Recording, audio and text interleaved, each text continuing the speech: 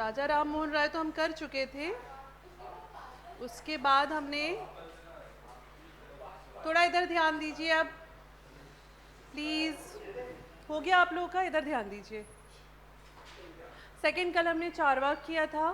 चारवाक के फिलॉसफी में हमने देखा था कि बेसिकली ये मटेरियलिज्म पे फोकस करते, पहला पॉइंट। दूसरी चीज़ हमने देखा था कि इनने 4 एलिमेंट्स पे ही फोकस किया था, जो थे स्काई को छोड़ के बाकी जो 4 एलिमेंट्स है, जिसमें आता है पृथ्वी, जल, वायु और अग्नि, और ये स्काई एलिमेंट को डिनाई करते थे, ठीक है। उसके बाद हमने इनमें देखा था तीसरी चीज़ क्या थी कि ये कहते थे कि जो हमारे 5 सेंसेस होते हैं उससे जो चीज़ें आप फील करते हैं वो ही सही है, वही सत्य है, और सेंसेस से जो भी चीज़ों से आपको हैप्पीनेस मिलती है या सुख मिलता है वही बस परम सत्य है। और दुख को उन्हें कहा था कि सारा जो दुख है वो हमारी हर चीज़ को ख़राब करने का मेन रीज़न है, मतलब उनका एक ये फिलॉसफी में था। फिर हमने ये देखा था, उनने क्या कहा था कि अगर उधार लेकर जीवन में जब तक जिंदा हो तब तक खुश रहो, सुखी रहो।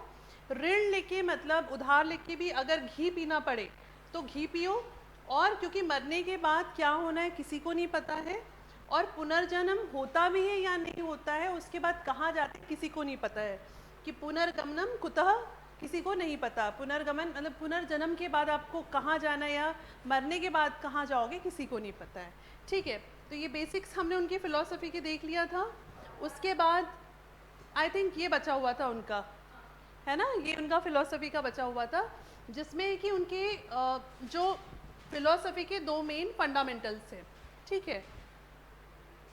पहला है प्रत्यक्ष धारणा, प्रत्यक्ष धारणा या जिसको हम क्या कहेंगे परसेप्शंस, और दूसरा है अनुमान लगाना, मतलब इन्फेरेंस, किसी चीज़ का अनुमान जो लगाया जाता है। तो परसेप्शंस में उनका था कि इन्हें ज्ञान प्राप्त करने के लिए प्रत्यक्ष अनुभूति के महत्व को रेखांकित करता है, उस ज्ञान की वैधता को खारिज करता है जो प्रत्यक्ष रूप से बोधगम्य नहीं है। मतलब उनका कहना था कि जो चीज़ें आप अपने 5 सेंसेस से फील कर रहे हो वही ज्ञान है, वही सही नॉलेज है, जो कि आज साइंस कहता है कि जो आप एक्सपेरिमेंट से या चीज़ों को प्रूफ करके समझते हो वही सही है। तो बेसिकली ये है आपका परसेप्शंस या प्रत्यक्ष धारणा।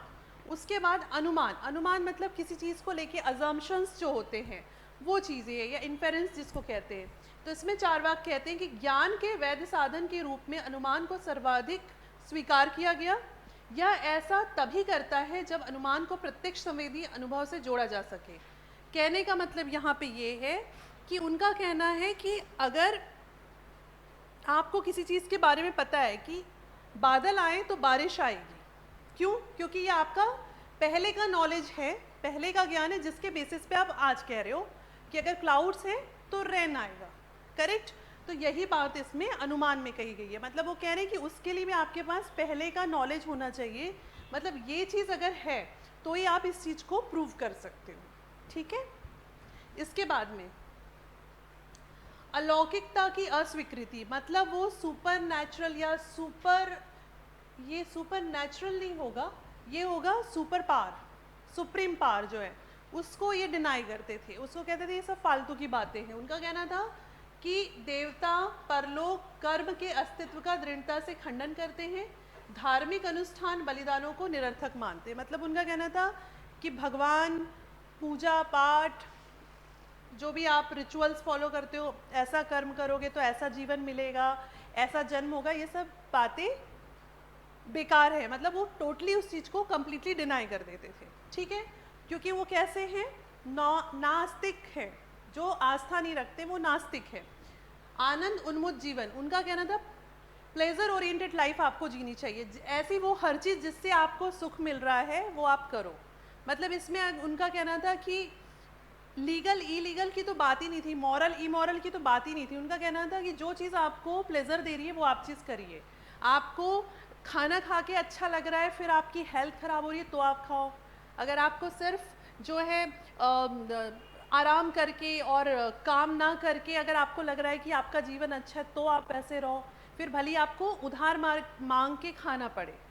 सो बेसिकली जैसे आज की डेट में क्या हो रहा है कि if someone is addicted with something, कि कोई खाने पीने की चीज़ें जैसे कि ड्रग्स, लीकर, ये सब जो आज की डेट में मेजर एडिक्शन की चीज़ें हैं, जो इस तरह के एडिक्शन में होते हैं वो आपने देखा होगा, हो सकता है आपकी कोई पहचान में हो, या आपने कई कहानियों में किसी इंसिडेंट्स किसी से सुने होंगे कि वो फिर ना झूठ बहुत अच्छा बोलते हैं और उधार मांगना उनको खूब अच्छे से आता है, होता है ये चीज़। तो बेसिकली क्या है, यही तो चारवाक की फिलॉसफी है, लेकिन उसका फॉर्म क्या है वो आप देख रहे हो कि दैट पर्सन, उसका एंड क्या होता है लाइफ का। तो यही चारवाक का कहना है। उसके बाद है नैतिक अहंकार, इथिकल ईगोइज्म, केवल वही चीज़ें मायने रखती है जो आनंद लाती है और दर्द से बचाती है, इस चीज़ को वो सपोर्ट करते थे। वर्तमान क्षण में जीना, उनका कहना था कि वो है ना शाहरुख खान का गाना, जो है समा हर पल जियो कल फिर हो ना हो, तो ये गाना ये भी गाते थे। उसके बाद में चारवाक और वैदिक पीरियड। अब पहली बात, अगर हम इसे ना भी पढ़े तो हमें दो चीज़ मालूम है कि वो एथिस्ट थे।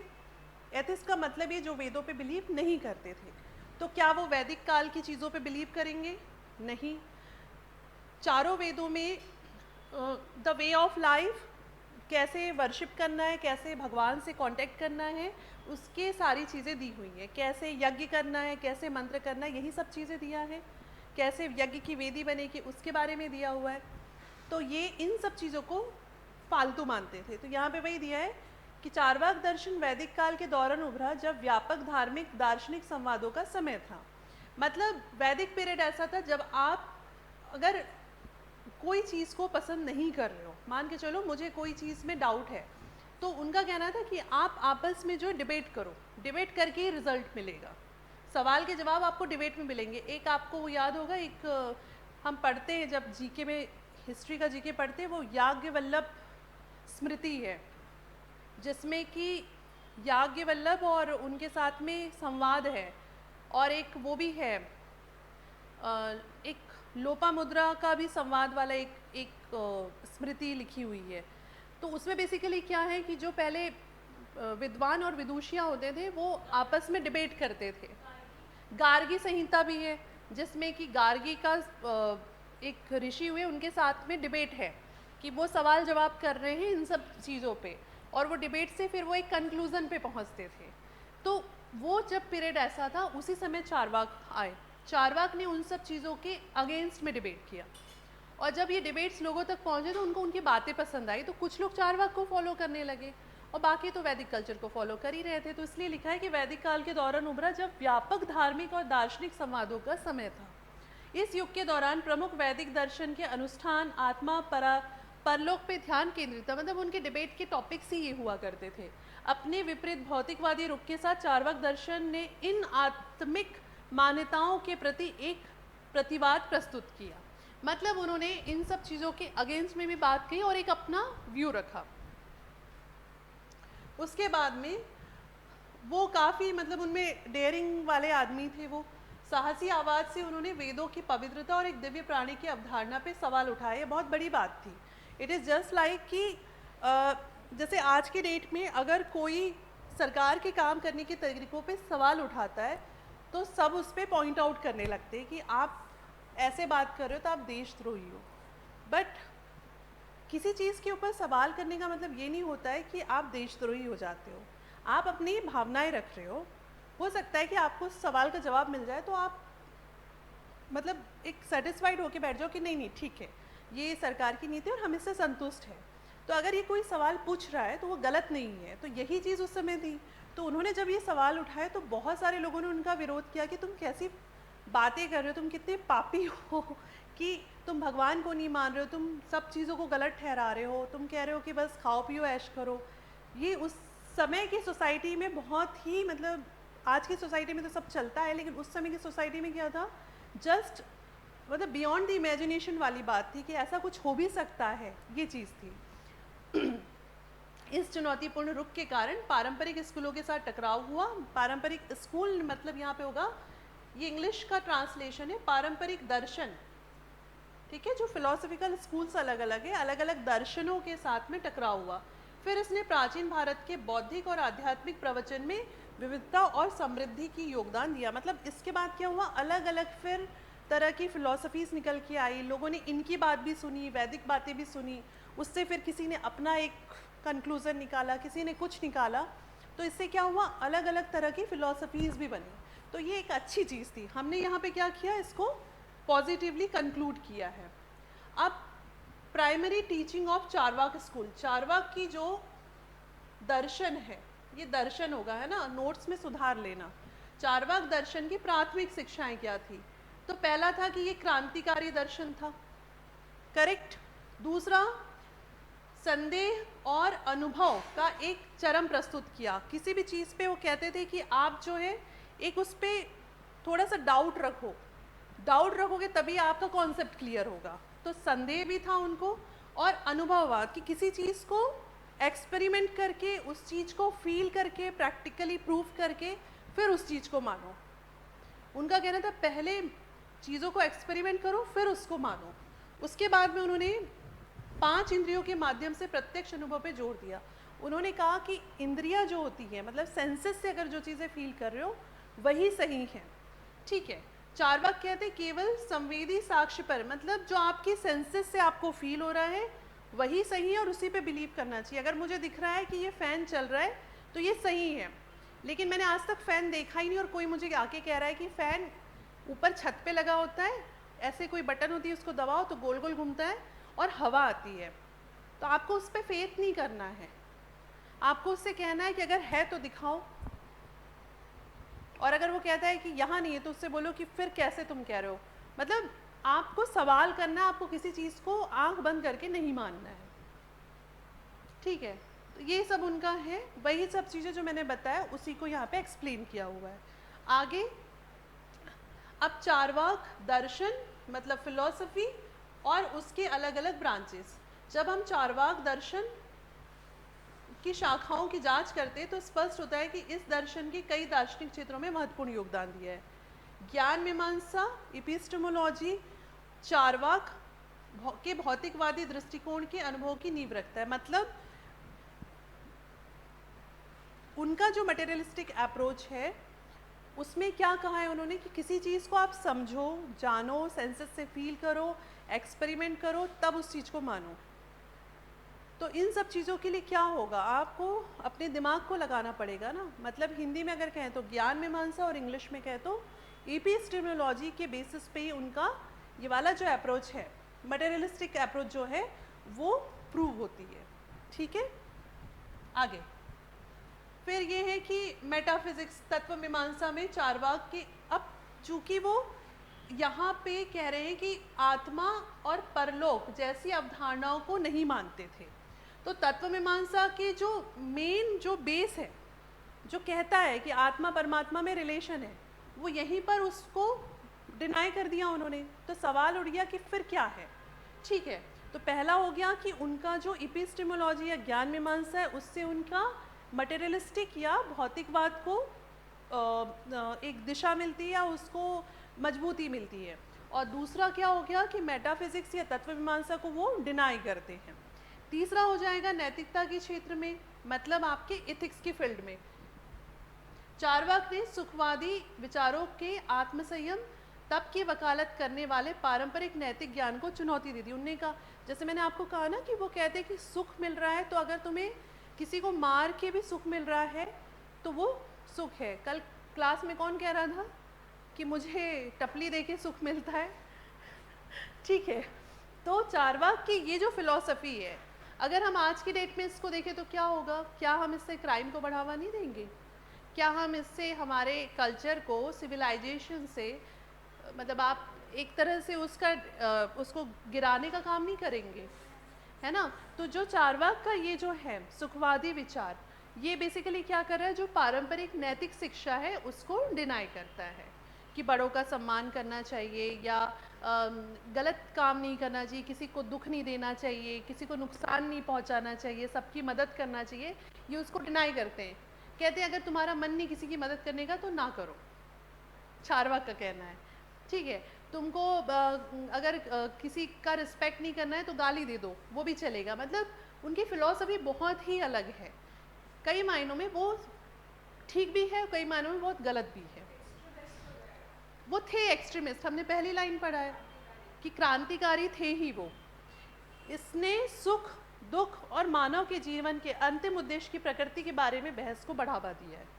ठीक है, उसके बाद में अब इनका एपिस्टेमोलॉजी थ्योरी ऑफ नॉलेज में क्या है, तो वो ये बार बार वही बात है जो मैंने बताया है। पहला, प्रत्यक्ष ज्ञान ही सही है। दूसरा, उन्होंने क्या कहा, 5 इंद्रियों 5 सेंसेस पे बिलीव करो।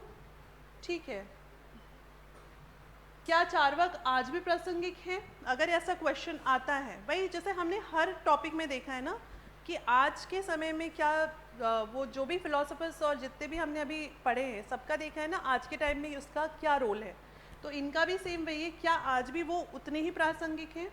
तो धर्मनिरपेक्षता का उदय, हाल ही के दशकों में दुनिया में कई हिस्सों में धर्मनिरपेक्षता की ओर रुझान बढ़ रहा है। इसका मतलब ये है कि लोग अपने जीवन में धर्म की भूमिका पे तेजी से सवाल उठा रहे हैं और अर्थ और उद्देश्य खोजने के लिए वैकल्पिक तरीकों की तलाश कर रहे हैं। पहला ये हो गया कि चार्वाक को हम इस तरह से लेंगे।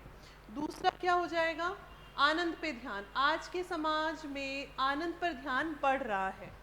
सोशल मीडिया, रियलिटी टीवी, उपभोक्तावाद जैसी चीज़ों की लोकप्रियता में स्पष्ट है चार्वाक का आनंद पे जोर एक अनुस्मारक है। जीवन में अच्छी चीज़ों का आनंद लेना महत्वपूर्ण है।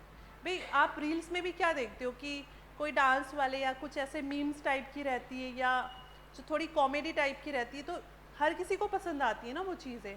तो वो क्या है, क्योंकि हर इंसान क्या चाहता है अपनी लाइफ में, हैप्पीनेस। तो उनका कहना है कि आप इस एंगल को अगर देखोगे तो ठीक है।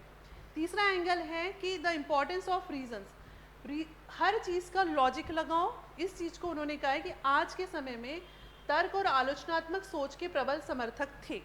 उनने क्या कहा था कि हमारे पास में आसपास की दुनिया को समझने के लिए ये सबसे ज़रूरी है, तर्क। हर चीज़ को तर्क लगा के समझो। और आज की दुनिया में जहाँ इतनी गलत सूचनाएं और प्रचार है, आलोचनात्मक रूप से सोचने में सक्षम होना पहले से कहीं अधिक महत्वपूर्ण है। फॉर एग्जाम्पल, आज के समय में मीडिया जो है वो पूरी तरह से बायस होकर न्यूज़ देता है। न्यूज़ आपने देखा होगा कभी बैलेंस नहीं आता है कि इतनी देर नेशनल न्यूज़ चल रहा है, नेशनल इश्यूज़ पे, इतनी देर जो है रीजनल इश्यूज़ पे न्यूज़ चल रही है, या इतनी देर जो है पर्टिकुलर कोई एक किसी टॉपिक के ऊपर न्यूज़ चल रही। ऐसा कभी नहीं होता। एक न्यूज़ शुरू होती है सुबह से कि सैफ अली खान को गोली लगी, तो फिर वो गोली लगी और ऑटो वालों से क्या बात हुई और ऑटो वाले को पैसा दिया नहीं पैसा दिया, ये इम्पॉर्टेंट हो जाता है। और सेम टाइम में उस समय यूक्रेन रशिया का वॉर चल रहा है, सेम टाइम पे अमेरिका के इलेक्शंस के बाद की क्या स्थिति है, सेम टाइम पे मणिपुर में क्या मुद्दा चल रहा है, उसकी किसी को कोई मतलब नहीं है। तो ये उनका कहना है कि आपका ये रीजनिंग स्किल होना चाहिए कि आप इन चीज़ों पे सवाल उठा सको, सोच सको। फिर नेक्स्ट, स्वायत्तता कल्याण की प्राथमिकता देने के लिए, मतलब individual freedom and personal happiness can field relevance for those prioritise autonomy and wellbeing. कहने का मतलब कि आप अपनी खुद की स्वतंत्रता और खुशी को बढ़ावा देने के लिए प्रासंगिक हो सकता है। मतलब जिसको कहते हैं ना सेल्फ रिस्पेक्ट वाला, एक चलता है ना रील जॉनी लीवर का, सेल्फ रिस्पेक्ट, खुद के पैर छुओ। तो कहने का मतलब ये कि अगर आप जब खुद का रिस्पेक्ट करेंगे, मतलब आप खुद को ये फील कराएंगे कि आपका एक वजूद है, आप कुछ कर रहे हैं, तो सामने वाले को ये हक नहीं है कि वो आपका डिसरिस्पेक्ट करे।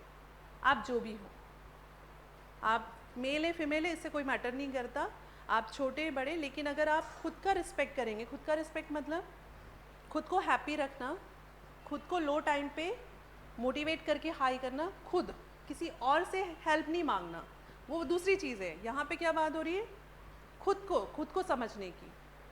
जब लो हो, समय ख़राब है, तो खुद को हाई फील कराओ कि नहीं सब ठीक हो जाएगा, आई कैन डू बेटर। और उस समय वो चीज़ करो जो तुम्हें अच्छी लगती है। फिर वो घूमना फिरना भी हो सकता है, आउटिंग भी हो सकता है, फैमिली टाइम हो सकता है, सोलो ट्रिप हो सकता है, मतलब एनीथिंग, कुछ भी हो सकता है। तो वो चीज़ जो कि आपको खुश करे और आप लो से फिर अपने नॉर्मल मोड में आए। तो ये क्या है, यही है आपका सेल्फ लव। और जब आप खुद खुश होंगे तभी आप कोई काम अच्छे से कर पाएंगे। फिर चार्वाक का योगदान समकालिक नैतिक और आचार विचार से संबंधी बहसों पे प्रत्यक्ष प्रायोज्यता की बजाय व्यापक दर्शन। उनका कहना था कि छोटी छोटी चीज़ों में दिमाग न लगा के बड़ा बड़ा सोचो और बौद्धिक चर्चाएं करो कि ये ऐसा है क्यों है, हर चीज़ पे लॉजिक लगाओ, बहस करो, डिबेट करो। ठीक है, विश्वास और तर्क वही सब चीज़ें जो हमने बात की हैं, इसको आप एक बार रीड आउट करोगे समझ में आ जाएगा। ये नोट्स मैंने दे दिया है क्या? अभी नहीं दिया है, ठीक है, आज डाल देंगे। उसके पहले के पूरे मिल गए ना आप लोगों को, राजा राम मोहन राय और वो सब क्लियर है ना? ठीक है। अब इसके बाद में नैतिकता के इनके क्या सिद्धांत है? स्वार्थ और आनंद। तो इन्होंने कहा है कि अगर आप अपने आनंद के लिए थोड़े स्वार्थी भी होते हैं तो गलत नहीं है। मतलब खुद को खुश करने के लिए थोड़ा सा आप स्वार्थी हो जाते हो तो गलत नहीं है। दूसरा, नैतिक नियमों का अभाव, वो ज़्यादा मानते नहीं थे। अभी अपन ने देखा इसके पहले कि ज़्यादा मॉरल वैल्यूज़ और इन सब को वो सपोर्ट नहीं करते थे। उसके बाद में नैतिक सापेक्षता कि इसमें उन्होंने कहा कि अगर हमारी जो सामाजिक परंपराएं हैं और सांस्कृतिक मापदंड है उसके आधार हर जगह अलग अलग होते हैं। ठीक है, उन्हें तर्क दिया कि नैतिक रूप से सही या गलत क्या माना जाए ये व्यक्तिगत झुकाव और सामाजिक सहमति निर्धारित करती है। कहने का मतलब कि अगर हम जैसे हम एमपी पढ़ते हैं, ठीक है, एमपी के ट्राइब्स पढ़ते हैं और हम सोशोलॉजी भी पढ़ते हैं। सोशोलॉजी में एक टॉपिक है विवाह संस्था, है ना, मैरिज सिस्टम, जिसमें दिया हुआ है कि कितने टाइप की मैरिजेस होती हैं और उसके क्या फॉर्मेट्स होते हैं, क्यों ज़रूरी है, कितने संस्कार, हिंदुओं में वो एक 16 संस्कारों में एक है। इस तरह से हर कल्चर का अलग अलग दिया हुआ है। सेम टाइम में अगर आप देखोगे कि जब आप ट्राइब्स पढ़ते हो तो आपने पढ़ा होगा घोटुल, है ना, और घोटुल बेसिकली क्या है, जहाँ पे भगोरिया जो फेस्टिवल होता है उसमें भी होता है गोल गधेड़ो और ये सारी चीज़ें। बेसिकली वो क्या फ्रीडम दे रहे हैं कि वो यंगस्टर्स को फ्रीडम दे रहे हैं कि आप अपना लाइफ पार्टनर चूज़ कर सकते हो। ठीक है, घोटुल में होता है कि एक कम्युनिटी हॉल टाइप का होता है जहाँ पे बैठ के वो आपस में बात करके, जिसके साथ में उनको लगता है कि उनकी कंपेटिबिलिटी, मतलब उनका वो एक बात करने में वो एक सेम पेस में है, वो उसके साथ में शादी के लिए रेडी हो जाते हैं। पर कई समाज में ये सिस्टम नहीं है कि माँ बाप ने शादी फिक्स किया, लड़की ने लड़के को, लड़के ने लड़की को देखा ही नहीं, शादी के बाद चेहरा देख रहे हैं। तो क्या ये सिस्टम सही है? क्या उन लोग आपस में सही तरीके से ज़िंदगी भर साथ में रह पाएंगे? चांसेस कम है, या रहेंगे भी तो वो घुट घुट के रहेंगे। करेक्ट। तो यहाँ पे वो कहते हैं चारवाक कि ज़रूर, ये मैंने एक एग्जाम्पल दिया, ज़रूरी नहीं है कि एक चीज़ जो एक समाज में सही है वो दूसरे समाज में सही हो, गलत भी हो सकती है। जैसे कि आपने देखा होगा वो एक कौन सा था, इनमें होता है ट्राइब्स में एक विवाह होता है ना, जिसमें कि जो लड़का रहता है वो लड़की के घर में जाके, सेवा विवाह में होता है ना कि वो घर में जाके सर्विसेज देता है, मतलब काम धाम करता है लड़की के घर में, और फिर उसके लड़की के डैडी जब खुश हो जाते हैं तो वो अपनी लड़की की शादी उससे कर देते हैं। So this is the system they have, मतलब ये उनकी सोसाइटी इतनी मॉडर्न है, उन लोग की ओपन थिंकिंग है। ये चीज़ हमारी सोसाइटी में होगी तो उस चीज़ को कितने अलग तरह से लिया जाएगा। ठीक है, तो चारवाक के हिसाब से क्या है कि जो चीज़ किसी एक के लिए सही हो दूसरे के लिए गलत हो सकती है, और दूसरे के लिए जो सही है वो पहले के लिए गलत हो सकती है। तो उन्होंने कहा कि ये पैरामीटर मुझे समझ में नहीं आता है जो समाज बनाता है, हर समाज का पैरामीटर अलग अलग हो सकता है। ठीक है, अब आगे व्यावहारिकता पे ध्यान। तो ये बेसिक चीज़ है, ये आई डोंट थिंक सो इसको एक्सप्लेन करने की ज़रूरत है, या करूं? ये तो समझ में आ गया है ना। देखो मैंने तुमको कहा था सारे पॉइंट्स घूम घूम के वही आते जाते हैं, चारवाक हमें बताते हैं। अब ये कंक्लूज़न के लिए हम दो तरह की चीज़ें हैं, हम हमारे कंक्लूज़न में इसको डाल सकते हैं। पहला एक ये वाला पोर्शन है जिसमें चारवाक हमें बताते हैं कि संदेहवाद हमेशा, मतलब डाउट, ऐसे समाज की मुक्ति का मार्ग है जहाँ दृढ़ता से स्थापित अकाट्य प्रतीत होने वाले विश्वासों में असमानताओं से दुश्मनी बनती है। उनका कहना था कि अगर आप किसी चीज़ को डाउट करते हैं तो डेफिनेटली आप उन बनी हुई रूढ़ियों को तोड़ते हैं जिससे कि समाज कभी तोड़ना ही नहीं चाहता है। तो डाउट करना चाहिए, लॉजिक लगाना चाहिए, पहला चीज़ हुआ। दूसरा है लोकायत आस्था। इनका जो फिलॉसफी है उसको लोकायत कहते हैं। तो उसमें उदार दृष्टिकोण के लिए जाना जाता है, मतलब इनकी जो फिलॉसफी है ये उदार दृष्टिकोण है। धर्म और कर्म स्वर्ग से हमें सुकून देने की बजाय यह हमें हमारे कार्यों के लिए जवाबदेह ठहराता है। उनका कहना था कि हमने एक लाइन पढ़ी थी ना कि धर्म जो है वो एक लोगों को कंट्रोल करने के लिए बनाया गया ऑर्गेनाइजेशन है। पढ़ा था, याद है, एकदम स्टार्टिंग में कल ही पढ़ा था। क्यों कहा है उनने ऐसा? क्योंकि एक्चुअल में आपको जो धर्म में चीज़ें सिखाई जाती है उससे आपके अंदर एक डर पैदा होता है कि आप गलत करोगे तो आपको जो है उसका भगवान फल देंगे, इधर ही भोगना पड़ेगा, बोला जाता है। तो उनका कहना था ये जो है हमें डराने के लिए बनाया गया एक वो तरीका है। क्लियर? फिर हिंदू, जैन, बौद्ध सिद्धांत जो किसी के दैनिक जीवन में मृत्यु के बाद जीवन और महत्व के बारे में अधिक आशावादी दृष्टिकोण देते चारवाक से आगे निकल गए। बेसिकली चारवाक की जो फिलॉसफी थी उसके बाद में हिंदुइज्म, जैनिज्म और बौद्धिज्म आया। ये सब कब निकले हैं? वैदिक पीरियड, चारवाक भी उन्हीं के आसपास के थे। ये सब सुन के जो है कुछ नई फिलॉसफीज़ बनी, जिसमें क्या था, ये सब थे, ये बेसिकली 3 थे जो कि इन दोनों फिलॉसफी को मिला के काफ़ी आगे उनसे और बेटर फॉर्मेट में बन के आए। पहले हिंदुइज्म नहीं था, एज यू नो, ये तो बाद में ही आया है। उसके बाद भले ही लोग चारवाक के इस विचार को पूरी तरह से स्वीकार न करें कि बिना किसी पुरस्कार के, प्रत्याशा या दंड के डरे पूरी तरह से केवल अपने स्वयं के विशेष विश्वासों के अनुसार जीवन जिया जाए, लेकिन उनका संदेश लोगों को दुनिया में देखने का तरीका बदलता है। डेफिनेटली इससे ये क्लियर नहीं होता है कि हर किसी का लाइफ का पैटर्न क्या होगा। मतलब उनके हिसाब से तुम अपनी आइडियोलॉजी खुद बनाओ, अपनी फ़िलॉसफी खुद के लिए तैयार करो, लेकिन ये कितनी हद तक के लोगों को सही और गलत सिखा सकता है, ये जज कर पाना या ये डिसाइड कर पाना मुश्किल है। ठीक है, अब इसके बाद में ये वही सारी चीज़ें, अब इसके बाद आती हैं, कौन है ये? सावित्री बाई फुले। ठीक है, कौन थे ये? यस, फर्स्ट टीचर कह सकते हैं। मतलब अगर इनका नाम लिया जाए तो she was the first teacher. फिर सोशल रिफॉर्मर तो वो थे, लेकिन अगर उनका नाम आए तो वो टीचर थे पहले। ठीक है, अब इनके बारे में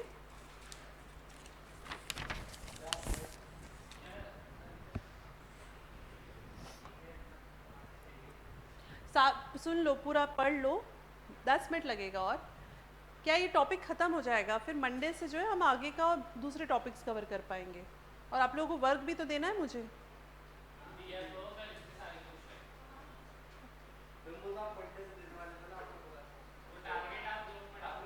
नहीं तो तब तक ये ख़त्म करना है हमको। होली अभी कल है, शाम को होलिका दहन है, अभी है, टाइम है। चलो इसको हम कर लेते हैं, मैं इसको समरी करके बता देती हूँ। इनका जन्म कब हुआ था? 3 जनवरी 1831 को सतारा के पास में कोई नया गांव है, वहाँ पे हुआ था। मम्मी डैडी इनके कौन थे? लक्ष्मी और खंडोजी नवेशे पाटिल की बेटी थी, माली थे। और 9 साल की जब ये थी तब उनकी शादी 13 साल के ज्योतिराव फूले से हो गई थी। इनका नाम भी हमने सुना है as a social reformer, correct. और ये कहा जाता है कि इन्होंने शादी के बाद अपनी वाइफ सावित्री बाई फुले जी को एजुकेट किया, उनको कॉन्फिडेंस दिलाया कि नहीं आप जो है पढ़िए और इस फील्ड में औरतों को शिक्षित करने के लिए काम कीजिए, क्योंकि उस समय फीमेल एजुकेशन जैसा कोई कॉन्सेप्ट ही नहीं था। ठीक है, तो ये एक समाज सुधारक थे जिन्होंने महिला शिक्षा के क्षेत्र में काम किया और शादी के बाद इनको पढ़ाया। फिर उसके बाद में इनकी डेथ कब हुई है? 1897 को हुई है। उनको प्लेग हो गया था जिससे उनकी डेथ हो गई। ठीक है, उसके बाद अब इन्होंने, ये क्वेश्चन बन सकता है 11 मार्कर या 7 मार्कर, कि सावित्रीबाई फूले की विचारधारा शिक्षा एजुकेशन के लिए उनके क्या थॉट था। तो पहली बात वो कहती थी यूनिवर्सल एजुकेशन, कि सबको एक जैसा एजुकेशन मिलना चाहिए और सब बच्चों तक की शिक्षा पहुंचनी चाहिए। बच्चों मतलब गर्ल एंड बॉय चाइल्ड दोनों की बात हो रही है। ठीक है, दूसरी बात वो कहती थी कि प्रैक्टिकल नॉलेज को वो इम्पॉर्टेंस देती थी। उनका कहना था कि किताबी नॉलेज से ज़्यादा ज़रूरी है लोगों को प्रैक्टिकली चीज़ों का नॉलेज देना, कि अगर आप बॉटनी पढ़ा रहे हो तो आप पेड़ पौधों के बीच ले जाके पढ़ाओ, अगर आप एनिमल्स के बारे में पढ़ा रहे हो तो एनिमल्स दिखा के पढ़ाओ, अगर हम केमिस्ट्री पढ़ रहे हैं तो हर रोज़ हमें लैब में बैठ के उन चीज़ों को समझ के पढ़ना चाहिए, इन दिस वे। उसके बाद क्रिटिकल थिंकिंग, आलोचनात्मक सोच थी उनकी, वो स्वतंत्र तर्क को बढ़ावा दिया उन्होंने, अधिकार और पारंपरिक ग्रंथों पर सवाल उठाए। जितने भी रिफॉर्मर्स हैं उसमें आप ये लाइन कॉमनली लिख सकते हो, ये आप देखना हर जगह आती है। जितने रिफॉर्मर्स हैं ये लाइन, आप कुछ चीज़ें ऐसी होती हैं जो हर आंसर में हम कॉमनली लिख सकते हैं, ठीक है। आगे सामाजिक सुधार, सोशल रिफॉर्म में उन्होंने क्या किया? तो पहली बात तो बिकॉज जब हम फीमेल एजुकेशन की बात कर रहे हैं तो लैंगिक समानता या जेंडर इक्वालिटी की उन्होंने बात की। दूसरा, उन्होंने जातिवाद था उसके ऊपर उन्होंने हिट किया कि ये कास्टिज्म का जो कॉन्सेप्ट है ये गलत है, ये नहीं होना चाहिए, क्योंकि उस समय वो अपने वर्स्ट फॉर्म में था। उनका कहना था कि अगर एक शूद्र है उसको भी पढ़ने का अधिकार होना चाहिए, क्योंकि ये जाति से शूद्र है। उनका कहना था कि जैसे वैदिक पीरियड में होता था कि कर्म के आधार पे हम डिसाइड करते थे ब्राह्मण, क्षत्रिय, वैश्य और शूद्र। वैदिक कल्चर में कॉन्सेप्ट था कि ब्राह्मण का बेटा वैश्य भी हो सकता है, ब्राह्मण का बेटा क्षत्रिय भी हो सकता है। तो उनका कहना था कि इस बेसिस पे होना चाहिए, कास्ट बेसिस पे आप किसी को पढ़ने से रोक रहे हो, ये गलत है। फिर उसके बाद परस्पर मुद्दों को उन्होंने जुड़े हुए मुद्दों पे बात की कि निम्न जातिवाद, बहुसंख्यकों के द्वारा समान, मतलब जो बहुसंख्यक थे, हिंदू थे, ब्राह्मण थे, वो अल्पसंख्यक जो थे उनके ऊपर में जो अपनी चीज़ों को लागू करते थे उस चीज़ का अपोज करती थी। शिक्षा के प्रतिमान में बदलाव, उनका कहना था कि एजुकेशन सिस्टम और उसके जो पैटर्न्स है या उसके जो कॉन्सेप्ट आपने बना के रखा है उसको आपको बदलने की ज़रूरत है, ठीक है। विरोध और दृढ़ता, उन्होंने अपनी बातों को बहुत दृढ़ता से रखा और उनका विरोध भी बहुत हुआ, क्योंकि बीइंग अ वुमेन उस इरा में एक एजुकेशन के सेक्टर में काम करना अपने आप में बहुत बड़ी चीज़ थी। जब वो घर से स्कूल, एक झोपड़ी में मैंने बताया था शायद आपको पहले, स्कूल बना के रखा था तो लोग उन पे कीचड़, गोबर, गंदगियाँ फेंकते थे, तो वो एक थैले में एक साड़ी लेके जाती थी, वहाँ जाके वो अपने कपड़े चेंज करती थी, क्योंकि उनको पता था मैं रोज़ निकलूँगी, रोज़ लोग मुझ पर कीचड़ फेंकेंगे। तो उनका विल पावर और उनका थॉट प्रोसेस कितना स्ट्रॉन्ग था। शायद हमारे जैसे रहते तो हम छोड़ देते उस चीज़ को, पर वो कंसिस्टेंसी से वो चीज़ करते रहे, इसलिए आज उनका नाम हम एज अ फिलोसोफर पढ़ते हैं। मतलब ये बहुत बड़ी चीज़ है कि इतने सारे फिलोसोफर्स में सावित्रीबाई फूले, जिनने कोई ऐसा बहुत बड़ी यूनिवर्सिटी से या बाहर जाके एजुकेशन नहीं लिया, उसके बाद भी हम उनकी फ़िलॉसफ़ी पढ़ते हैं। तो फ़िलॉसफ़ी किसी बड़े स्कूल में पढ़ने से या बड़े जगह से निकलने से नहीं होती, बल्कि ये मेंटल स्टेट है ना, ये चीज़ भी हमको क्लियर होती है।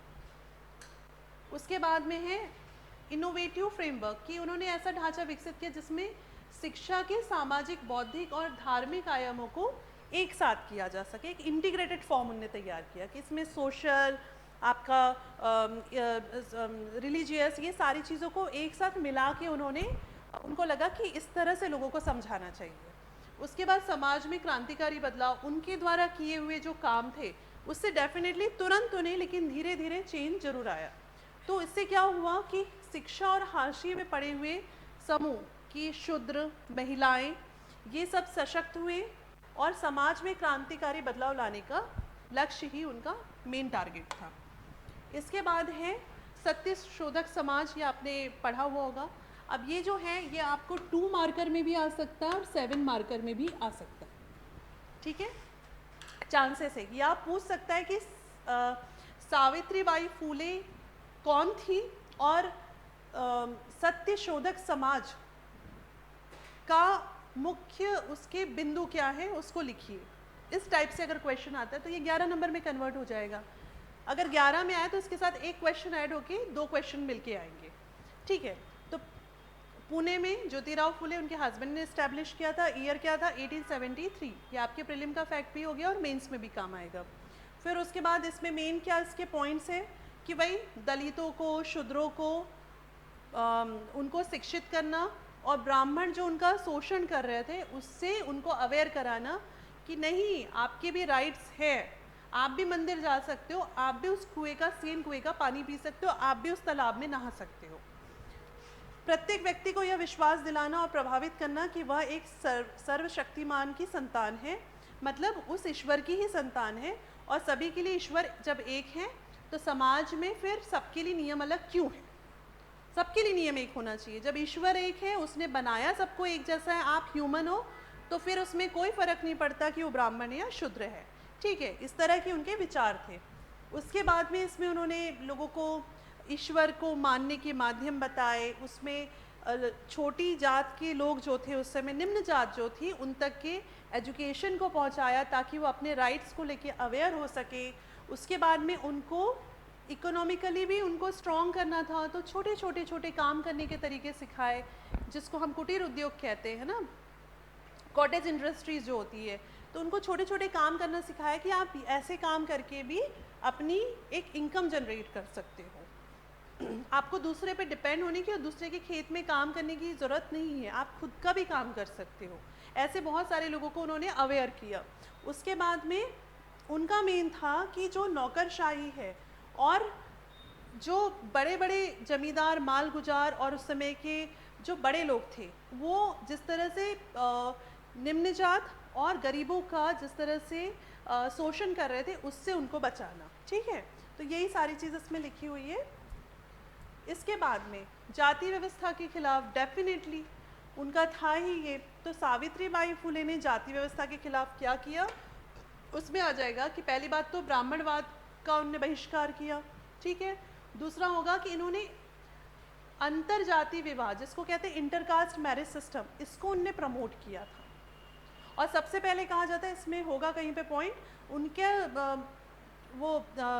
ऐसा होते हैं ना कि किसी को धर्म बेटा मान लेते, वैसा उन्होंने किसी को माना था, उसकी उन्होंने फर्स्ट इंटरकास्ट मैरिज करवाई थी सावित्रीबाई फुले ने। उस जमाने में उन्होंने कहा था कि कास्ट सिस्टम कुछ नहीं होता है, कास्ट सिस्टम को ख़त्म करने के लिए उन्होंने इंटरकास्ट मैरिजेस को प्रमोट किया था।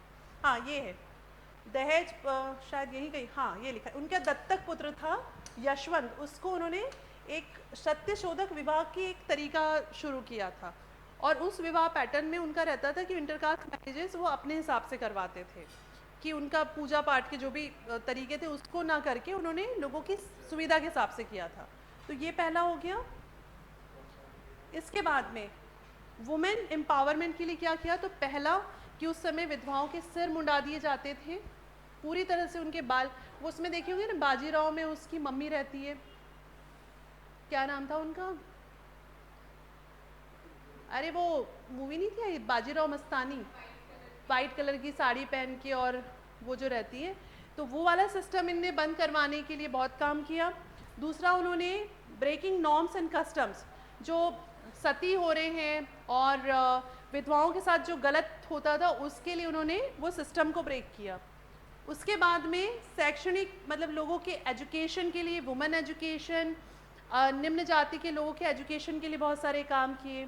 फिर उसके बाद में उन्होंने गर्भवती विधवाओं और बलात्कार पीड़ितों की सुरक्षा, उस ज़माने में उनके लिए मतलब they were treated like an animal, तो उसके लिए उन्होंने काम किया। उनके लिए उन्होंने अलग से ऐसे कुछ घर या कुछ ऐसे संस्थान बनाए जहाँ पे उनको रहने और खाने के लिए चीज़ें दी जाती थी।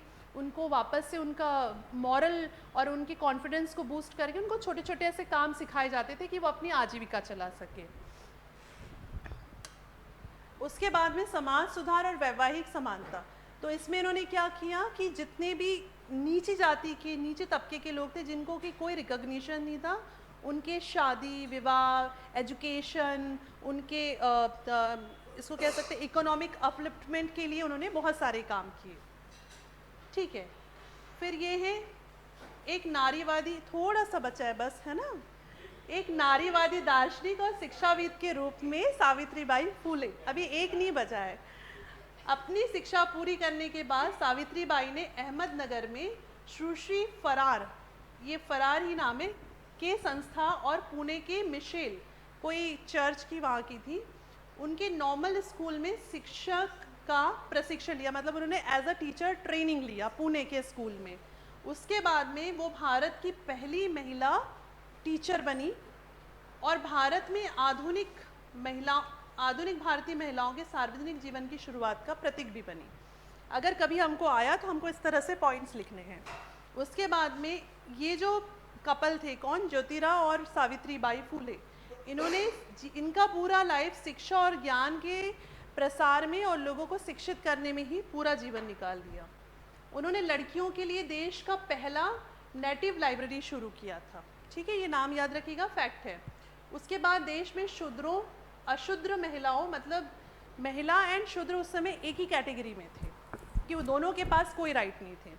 तो उन्होंने एक उसके लिए रिवोल्यूशनरी सोशल एजुकेशन सिस्टम तैयार किया।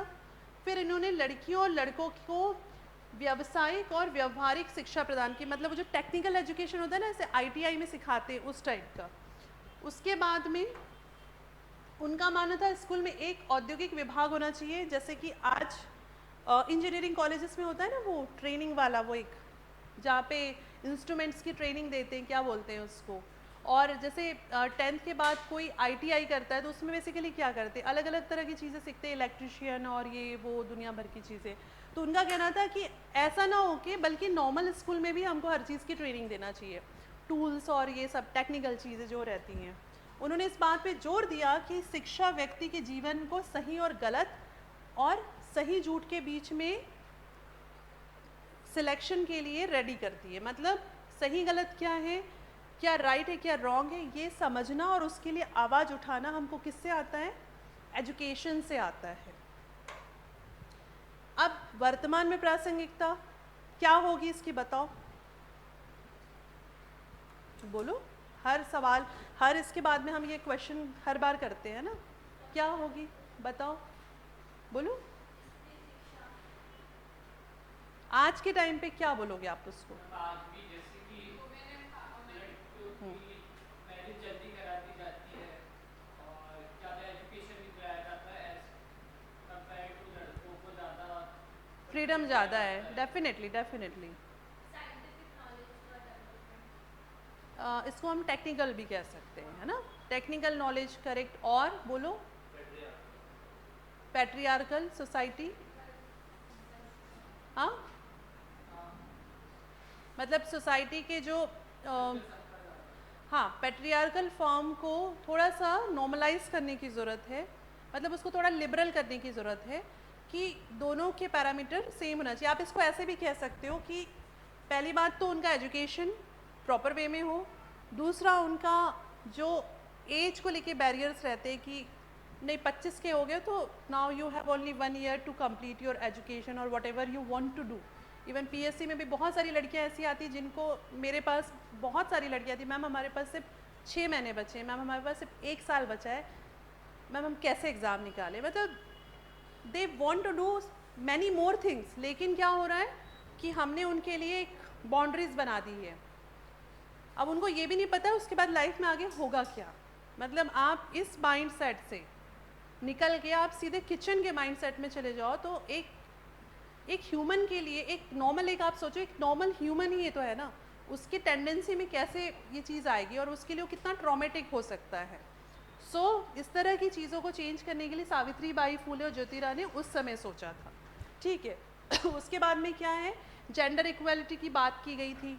फिर सामाजिक समानता की पैरवी, कि समाज में जो है जाति भेद, लिंग भेद, ये सब नहीं होना चाहिए। जैसे इंटरकास्ट मैरिजेस को लेके आज भी बहुत सारी टैबू भी हैं और कहीं ना कहीं एक माइंड सेट में रिस्ट्रिक्शंस और हमने एक रिजिडिटी बना के रखी है कि ऐसा नहीं होना चाहिए।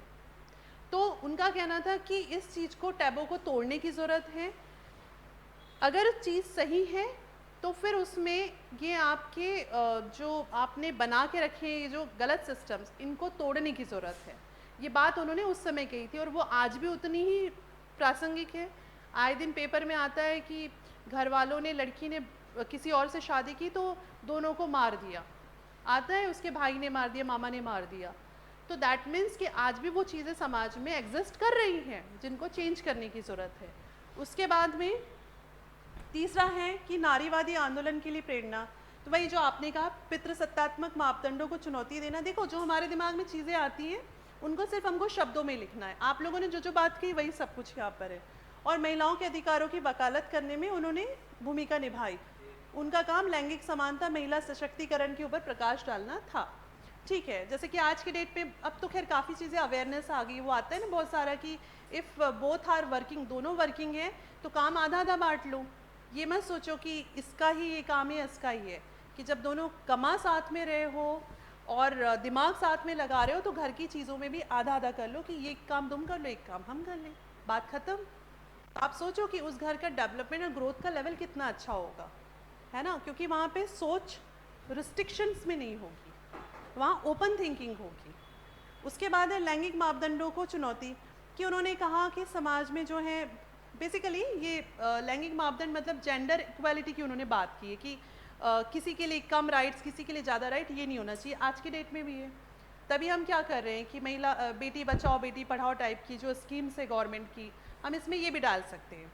लाडली लक्ष्मी योजना, बहना की बात नहीं करी, लक्ष्मी की बात करी, जिसमें क्या है कि किसी के घर में अगर 2 गर्ल चाइल्ड है तो उनको इस स्कीम से बेनिफिट मिलता है। बच्चों को शायद ये 6th से लेके 12th तक का पूरा स्कॉलरशिप मिलता है, ऐसा कुछ है ना, और साइकिल मिलती है। फिर मेधावी छात्र योजना में अगर लड़कियां बहुत अच्छे स्कॉलर है तो उनको टेक्निकल या मेडिकल कॉलेजेस में एडमिशन लेते हैं, उसकी पूरी फीस गवर्नमेंट भरती है। तो आप ऐसी स्कीम्स को भी डाल सकते हो कि यस आज के समय ये प्रासंगिक है और उनके प्रयासों को क्या हो रहा है कि गवर्नमेंट प्रमोट कर रही है। मेधावी छात्र की, ओ नाइस, यहाँ की पूरी फीस, अच्छा वेरी नाइस। नहीं एक्चुअली लाडली लक्ष्मी नहीं, वो लाडली लक्ष्मी दिख रहा है तुमको। मेधावी छात्र स्कीम एक्चुअली बहुत अच्छी है। बहुत सारे जैसे मेरे भी नॉलेज में है कि मेडिकल कॉलेज में है और अब उसकी फ़ीस तो काफ़ी होती है तो भी गवर्नमेंट पे करती है। Very nice. तो ये है ना कि जैसे अब ये पढ़ने में अच्छे हैं तो बहुत सारी चीज़ें आप कर पा रहे हो कि अब आप कोचिंग भी कर पा रहे हो साथ में, एंड डेफिनेटली फ्यूचर ब्राइट है आपका। चलो आगे, सामाजिक सुधार की विरासत, legacy of social reform, role model for activism, सक्रियता के लिए रोल मॉडल। इसमें आप नाम दे सकते हो आज की डेट के, जैसे कि क्या नाम है उनका, अरे मुंह में ही नाम है, ये चेहरा भी याद आ गया, अरे वो इन्फोसिस के जो ऑनर है उनकी वाइफ सुधा कृष्णमूर्ति, मैम सुधा कृष्णमूर्ति जो है, हम उनका नाम दे सकते हैं कि वो भी एक तरह की रिफॉर्मर है, वो भी चीज़ों को प्रमोट करती है, एजुकेशन और इस तरह की चीज़ों को, है ना। उसके अलावा आप किसका नाम दे सकते हो, याद करो, प्रियंका चोपड़ा, हाँ दे सकते हो, क्योंकि they are like a role model. जब वो बोलते हैं तो आप उनकी बातों को सुन के प्रभावित होते हो। वो हर इंसान जो कि समाज में बदलाव लाने की कोशिश कर रहा है, आप उस हर इंसान का नाम इसमें लिख सकते हो, ठीक है।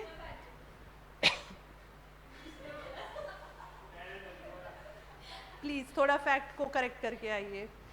इसके बाद में हिस्टोरिकल प्रोस्पेक्टिव, सावित्रीबाई फुले, अब ये आपका कंक्लूजन काइंड ऑफ हो जाएगा। सावित्री फुले जैसी हस्तियों के योगदान का अध्ययन और स्वीकार करने से हाशिए में पड़े समुदाय द्वारा सामना किए जाने वाले ऐतिहासिक संदर्भ संघर्षों को हमें समझने में मदद देते हैं कि कैसे उन्होंने चीज़ों को मेहनत की, संघर्ष किया और समाज को यहाँ तक वो लेके आए। करेक्ट, खत्म। चलो तो यहाँ पे अब कुछ चीज़ें पहले सुन लो। पीडीएफ तो ग्रुप में डल जाएगी। मैं ये कह रही हूँ आप लोगों से कि मुझे अब होली की छुट्टी के बाद आप सब जब यहाँ पर आएंगे तो सारे नोट्स कंप्लीट चाहिए और मुझे सारे नोट्स आप लोग चेक कराएंगे, ठीक है। सबका ये टास्क है कि होली मनाइए, एंजॉय कीजिए, कोई दिक्कत नहीं है, पर उसके बाद में नोट्स भी कंप्लीट करिए, क्योंकि आपको अभी 2-3 दिन का गैप मिल रहा है, इसमें आराम से नोट्स कंप्लीट होंगे। तो wish you very happy Holi, play happy and safe Holi.